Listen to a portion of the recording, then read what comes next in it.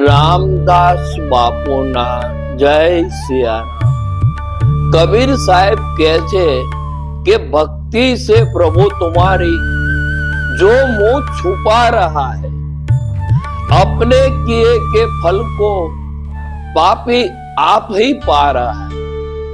कबीरदास कहते કે જે લોકો ભક્તિ કરવાથી મોઢું છુપાવે છે અથવા તો અનેકવિધ બહાના કરે છે, મારે આમ કામ હતું ને ભક્તિ ના થઈ, મારે આમ કામ હતું ને ભક્તિ ના થઈ, સવારે મારે વહેલા જવાનું હોય છે, સાંજે મારે મોડું થવાનું હોય છે.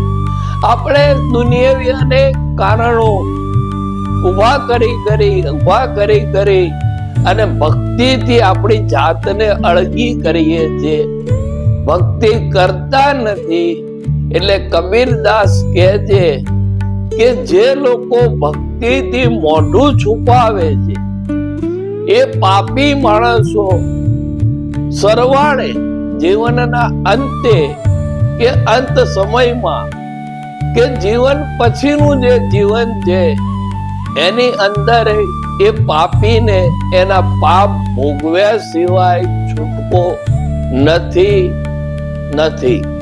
કારણ કે જેવું કરશો એવું પામશો.